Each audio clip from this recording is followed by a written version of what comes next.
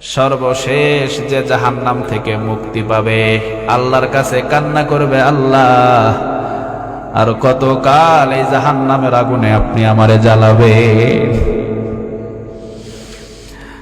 আপনার কি একটু আমার দিকে দয়া মায়া হয় না?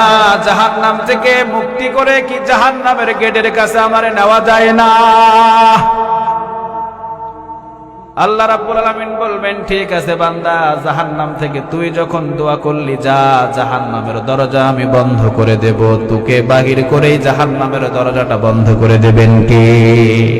চিরতরের মতো জাহান্নামের দরজাটা বন্ধ হয়ে যাবে, তবে ওই গোলামটারে বাহির করে, ওকে বাহির করবে, বাহির করে জাহান্নামের গেটে দাঁড় করায় রাখবে। 1 বছর 2 বছর নয়, 1000 পর্যন্ত সেখানে দাঁড়িয়ে থাকবে। আল্লাহু আকবার। 1000 বছর দাঁড়িয়ে থাকার পর আল্লাহর কাছে দোয়া করবে, জাহান্নাম থেকে বাঁচিয়েছেন আল্লাহ, এই জায়গার ভিতরে আপনি আমারে দাঁড় করায় রাখলেন, জাহান্নামের কিছু অগ্নির আবজাস আমার শরীরে লাগে, এখন ওই জায়গাতে আমার কলিজায় ছ্যাঁক লাগে। আল্লাহ, এই জায়গা থেকে নিরাপদ কোন স্থানে কি আমারে নিয়ে যাওয়া যায় না? আল্লাহর মতো দয়ালু, আল্লাহর মতো করুণা কেউ আছে নাকি? কথা কর না কেন? আছে, আছে। আল্লাহ বলবে, ঠিক আছে বান্দা, যাও। 1000 বছর যখন তুই জাহান্নামের গেটে দাঁড়িয়েছিলি, আমি আল্লাহ রাব্বুল আলামিন জান্নাত এবং জাহান্নামের মাঝখান বরাবর তোকে দাঁড় করাইয়া দিলাম। ফেরেশতারা তাকে নিয়ে যাবে জান্নাত এবং জাহান্নামের মধ্যস্থানে। লোকটা দাঁড়িয়ে থাকবে 1000 বছর। কত বছর?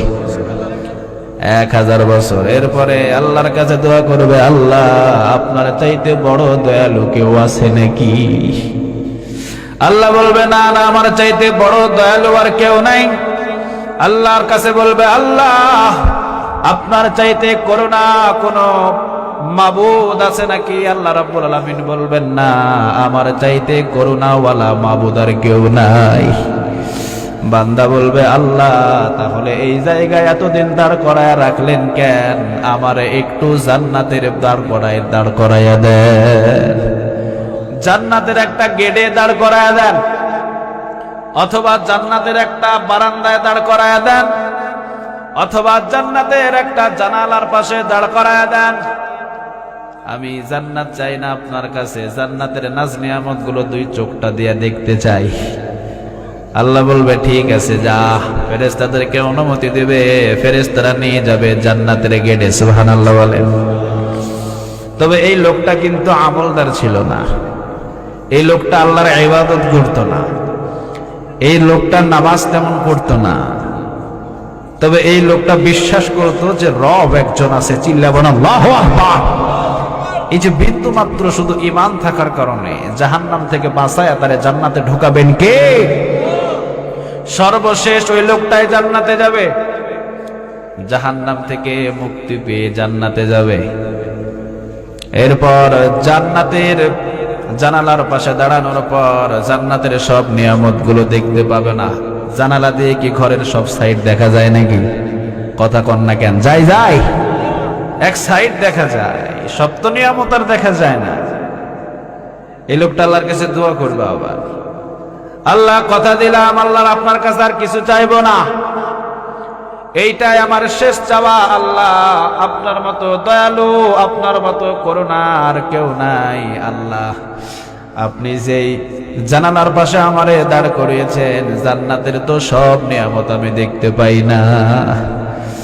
আমি কথা দিলাম, জান্নাতের কোনো নাজ নিয়ামত আমি খাবো না, জান্নাতের কোনো নাজ নিয়ামতে আমি হাত দিব না, জান্নাতের ভিতরে ঢুকে আমি আপনার নাজ নিয়ামতের ভিতরে ভক্ষণ করব না। কথা দিলাম, সোজা হয়ে শুধু দাঁড়িয়ে থাকবো, আপনার জান্নাতের ভিতরে আমি বসবো না। সুবহানাল্লাহ বলেন। আল্লাহ বলবে, কথা দিলি তো? বান্দা বলবে, আল্লাহ কথা দিলাম, পারলে সই করে নেন। সুবহানাল্লাহ বলেন। কথা দিলাম, আমি কোন নাজ নিয়ামত ধরবো না, আপনি শুধু জান্নাতের ভিতরে আমারে ঢুকাইয়া দেন। আল্লাহ বলবে, ঠিক আছে, তবে জান্নাতের ভিতরে ঢুকতে হলে তো এত কালো চেহারা হবে না। জাহান্নামের আগুন জ্বালাতে জ্বালাতে লোকটা কালো হয়ে গেছে, এরে আবার সুন্দর বানাবে কে? আল্লাহ ফেরেশতাদেরকে অনুমতি দিবে, যা কূপের ভিতরে ডুব দেওয়া। কূপের ভিতরে নিয়ে যাওয়ার পর যখন একটা ডুব দেবে, জান্নাতের যেই রকম সৌন্দর্য চেহারা, লোকটার ওই রকম সৌন্দর্য চেহারা হয়ে যাবে। আল্লাহ বলবে, এইবার জান্নাতের ভিতরে দাঁড় করায়া দে। লোকটা আমার কাছে কথা দিয়েছে জান্নাতের ভিতরে বসবেও না। সুবহানাল্লাহ বলেন। দাঁড়ায়া থাকবে দীর্ঘকাল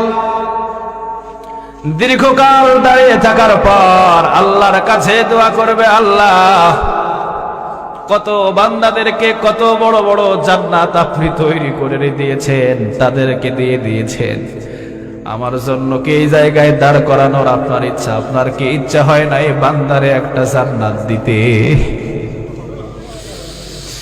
আপনার কি ইচ্ছা হয় না এই বান্দারে একটা জান্নাতের ব্যবস্থা করে দিতে? আল্লাহ রাব্বুল আলামিন বলবে, অবশ্যই ইচ্ছা হয়, তবে দুনিয়াতে আমল করস নাই কেন? বান্দা বলবে, আল্লাহ সুযোগ তো আর নাই, তবে এইবার যদি দুনিয়াতে পাঠান আপনার ইবাদত করা ছাড়া আর কিছু করব না। আল্লাহ বলবে, ওই সুযোগ আর নাই বেটা, ওই সুযোগ আর নাই। এরপরে বান্দা বলবে, আল্লাহ আমার জন্য কি জান্নাতের কোনো ঘর নাই?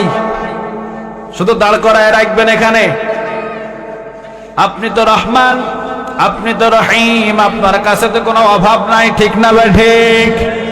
পৃথিবীর সব মানুষদেরকে যদি আপনি জান্নাতের ভেতরে ঢোকায় দেন, আপনার তো জান্নাতের কোনো অভাব হবে না। যদিও কোনো কোরআনের মাহফিলে বসি নাই, কোরআনের মাহফিলে শুনি নাই, তবে হঠাৎ করে সিএনজির ভিতরে একদিন বসেছিলাম। মুস্তাক ফয়েজি পীর সাহেবের মতো একজন আলেম দোয়া করেছিল, আর ওই আলোচনার ভিতরে শুনেছিলাম, পৃথিবীর সমস্ত কাফেরদেরকে যদি আপনি ইমানদার করে জান্নাত দেন, আপনার জান্নাতের কোনো শর্ত পড়বে না। এইটা আমি দুনিয়াতে শুনছিলাম। আমার জন্য কি জান্নাতের কোনো ঘর নাই? আমার জন্য কি জান্নাতের কোনো বাগান নাই? আল্লাহ রাব্বুল আলামিন ফেরেশতাদেরকে ডাক দিয়ে বলবে, যা, আমার বান্দা জান্নাতের জন্য লোভ এসেছে, আমি আমার বান্দার জন্য তো জান্নাত বানিয়ে রেখেছি, বান্দার শুধু কাহিনীটা আমি এতক্ষণ দেখেছি। আল্লাহ বলবে, না রে বান্দা, মনের ভিতরে কোনো কষ্ট নিস না, মনের ভিতরে কোনো দুঃখ নিস না, আমি আল্লাহ রাব্বুল আলামিন তোর জন্য একটা দুইটা নয়, এই যে দুনিয়ার মতন 10 দুনিয়া সমান জান্নাতের ব্যবস্থা আমি আল্লাহ করে রেখেছি। সর্বশেষ যে লোকটা জান্নাতে যাবে, তার জান্নাত 10 দুনিয়ার সমান দান করবেন কে? আর আপনি যদি ইমানদার হন, ইমানদার বান্দা হন, আপনার জন্য কত নাজ নিয়ামতের ব্যবস্থা করছে। সুবহানাল্লাহ বলেন।